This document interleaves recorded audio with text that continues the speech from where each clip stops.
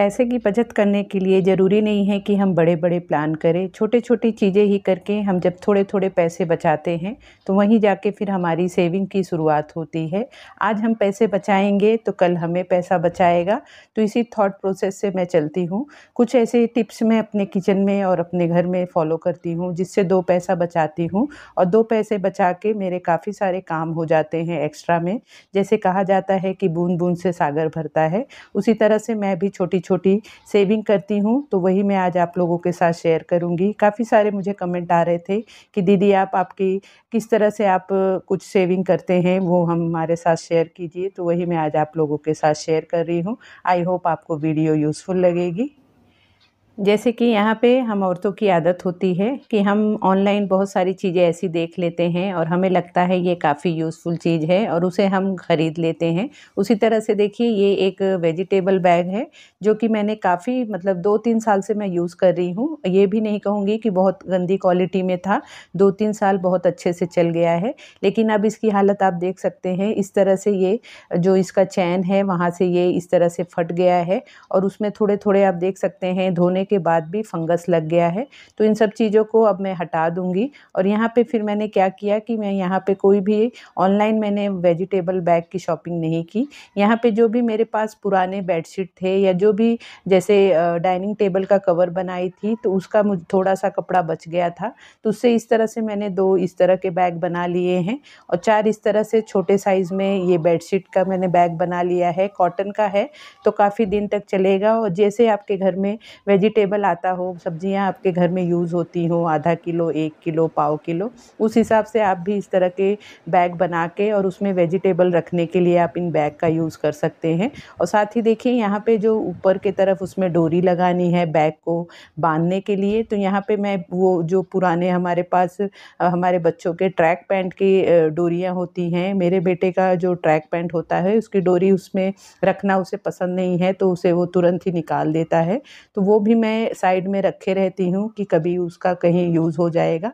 तो यहाँ पे अब इस टाइम पे यहाँ पे इसका मैं यूज़ कर लूँगी। तो यहाँ पे इस डोरियों को ये सब जो यहाँ पे मैंने ऊपर की तरफ इस तरह से पट्टी बनाई है उसमें इसे डाल दूँगी और इसे डाल के देखिए बहुत अच्छा सा ये सब्जी बैग वेजिटेबल बैग रेडी हो गया है। इस तरह का आप देखेंगे तो ऑनलाइन में बहुत सारे बैग्स मिलते हैं, आप वहाँ से भी जाके खरीद सकते हैं। लेकिन अगर आपके घर में इस तरह से पुराने बेडशीट हैं, होते ही हैं, हम सभी के घरों में होते हैं, तो उन वेजिटेबल को बैग बनाने के लिए आप उन बेडशीट का यूज़ कर सकते हैं और आराम से उसमें आपके जो भी मंथली या वीकली आप वेजिटेबल लाते हैं, आराम से उसमें स्टोर करके आप आपके फ्रिज में रख सकते हैं और टाइम टाइम पे कपड़े का बैग है तो आराम से उसे वॉश करके हम उसे सुखा भी सकते हैं। आजकल आप देखेंगे तो जो ग्लास वाले बर्तन होते हैं उनका बहुत ज़्यादा ही फ़ैशन चल रहा है, बहुत ज़्यादा ट्रेंड में चल रहा है और उसी के कंटेनर भी हम लेना पसंद करते हैं। ऑनलाइन में हम ग्लास के कंटेनर जब लेने जाते हैं तो बहुत ही कॉस्टली आते हैं।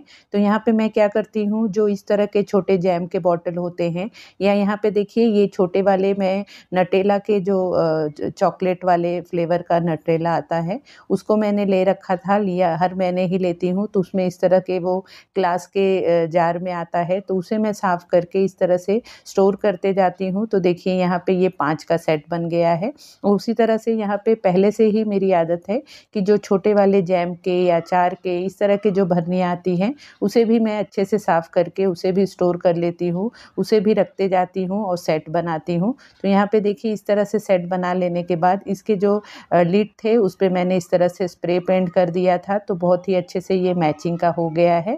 और अगर आपको इस तरह से पेंट नहीं करना हो तो आप इस तरह के जो वुडन शेड में इस तरह के पेपर आते हैं उसे भी आप आपके लिड पे लगा सकते हैं, तो देखने में एक अच्छा वाला लुक आता है और उसमें जब हम सभी चीज़ों को स्टोर करके रखते हैं तो काफ़ी दिखने में भी अच्छा लगता है और साथ ही ट्रांसपेरेंट होने की वजह से भी बहुत ईज़िली हमें चीज़ें दिख जाती हैं। तो एक अलग ही लुक आता है और हमारी इस तरह की चीज़ें रीयूज़ भी हो जाती हैं। अगर इस तरह के जार हम जब सेट में लेने जाते हैं तो काफ़ी ही महंगे आते हैं, तो आप इस तरह से इन सब जार का रीयूज़ कर सकते हैं। और इसी के साथ मैं कोशिश करती हूँ कि हर महीने जो मंथली ग्रॉसरी शॉपिंग करती हूँ तो उसमें इस तरह के जो मसाले होते हैं, भुना हुआ जीरा का पाउडर हुआ, सोंठ पाउडर हुआ, सौंफ का पाउडर हुआ, ये सब चीज़ों को मैं घर पे ही बना लेती हूँ, इसे पीस लेती हूँ। क्योंकि जब हम मार्केट से लाते हैं तो बहुत ही कम क्वांटिटी में आता है और बहुत ज़्यादा उसका हमें प्राइस देना पड़ता है। तो यहाँ पे मैं उन सब चीज़ों को भी घर पे ही प्रेफ़र करती हूँ कि पाउडर बना के रखूँ।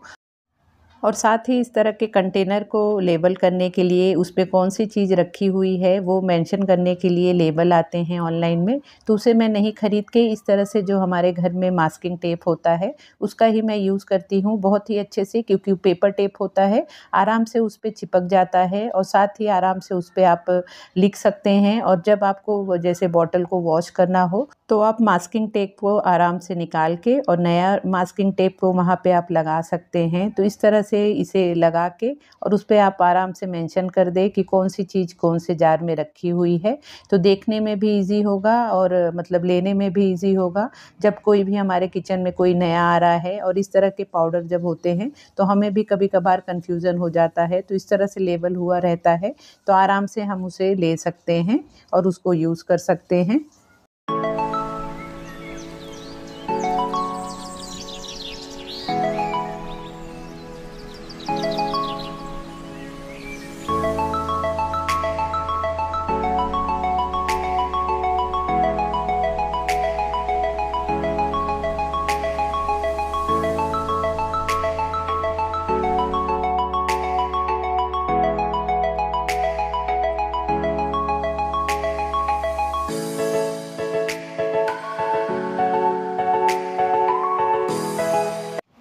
हम सभी आजकल अपने घरों में इंडोर प्लांट लगाना पसंद करते हैं। उसके लिए हम क्या करते हैं, बहुत ही महँगे-महँगे प्लांटर लाते हैं मार्केट से।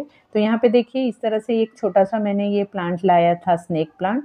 तो इसके लिए मुझे प्लांटर्स लेना था, लेकिन मैं प्लांटर ना लेके इस तरह से एक मेरा इस तरह का डब्बा था, जो कि आप देख सकते हैं उसमें बहुत अच्छा प्रिंट बना हुआ है। लेकिन इसका प्रॉब्लम क्या हुआ कि नीचे से ये फट गया है, तो इसको मैं कहीं भी यूज़ नहीं कर सकती हूँ। तो ये प्लांटर के लिए बहुत ही अच्छा यूज़फुल होगा। तो यहाँ पे मैं इसका यूज़ कर रही हूँ ये प्लांटर के लिए। तो देखिए इस तरह से इसमें प्लांट रख देने के बाद आप देख सकते हैं कितना सुंदर लग रहा है और बिल्कुल ही नहीं पता चल रहा है कि ये प्लांटर है कि ये कोई पुराना डब्बा है। तो इस तरह के पुराने चीज़ों को हम यूज़ करके अपने घर में 2 पैसा सेव कर सकते हैं। उसी तरह से देखिए ये वाला भी प्लांटर आप देख सकते हैं। ये मैंने जूट के मेरे पास रोप पड़े थे, उसको ही मैंने यहाँ पे पुराने डब्बे में रैप करके और इस तरह से मैंने बना दिया है। तो ये भी देख सकते हैं आप कितना खूबसूरत लग रहा है। इसी तरह से जो मेरे बड़े इस तरह के बॉक्स वाले डब्बे होते हैं मेरे पास, उसका भी मैं यूज़ करती हूँ। जैसे कि यहाँ पे देखिए ये मैंने कुछ कुकर या कुछ नॉन स्टिक के बर्तन लिए थे, उसका इस तरह का ये बॉक्स था, काफ़ी बड़ा-सा था और बहुत ही मजबूत-सा था।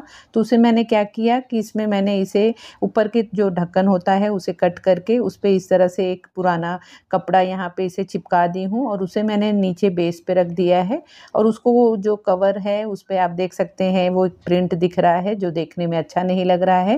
तो उसके लिए मैं इस तरह से पुराना एक टी-शर्ट है तो उसको मैं इस तरह से इस पे कवर कर दे रही हूँ। इस तरह से कवर कर देने के बाद बहुत ही ईज़िली देखिए ये इस तरह से आप उसे टी-शर्ट को डाल के और अंदर की तरफ इस तरह से डालेंगे तो बहुत अच्छे से ये कवर हो जा रहा है बॉक्स और इसका आप कहीं भी यूज़ कर सकते हैं आपकी चीज़ों को अच्छे से ऑर्गेनाइज़ करने के लिए। तो इस बॉक्स में मैं फिर रखती हूँ जो भी मेरे साड़ी के पेटीकोट हैं उसे मैं इसमें स्टोर करके रखती हूँ। तो इस तरह से एक स्टोरेज भी मेरा बन जाता है और पुराना बॉक्स जो होता है वही रीयूज़ हो जाता है। तो आप भी इस तरह से आपके घर में पुरानी चीज़ों को ध्यान से अगर देखेंगे तो काफ़ी सारी चीज़ों को आप रीयूज़ कर सकते हैं, अच्छी-अच्छी चीज़ों के लिए आप यूज़ कर सकते हैं। अच्छे ऑर्गेनाइज़र बना के अपने घर को अच्छे से ऑर्गेनाइज़ करके रख सकते हैं। हम सभी के किचन में नींबू का काफ़ी यूज़ होता है और नींबू अक्सर काफ़ी महँगे ही रहते हैं, सिर्फ़ ठंडी में ही हमें सही रेट में मिल जाते हैं। बरसात हुआ या गर्मी हुई, बहुत ही रेट इसका ज़्यादा रहता है। तो यहाँ पे मैं क्या करती हूँ, इस तरह से नींबू जब ज़्यादा मेरे घर में आ जाता है, तो उसे मैं स्टोर करने के लिए उसके रस को पूरा निकाल लेती हूँ और निकाल के उसे मैं इस तरह से जो सिलिकॉन के लिड आते हैं, उसमें रस को इस तरह से फ़िल कर देती हूँ और फ़िल करके फिर उसे मैं 1 घंटे के लिए फ्रीज़र में रख देती हूँ और फ्रीज़र में रख देने के बाद आप देख सकते हैं इस तरह से नींबू का रस का ये क्यूब बन जाता है।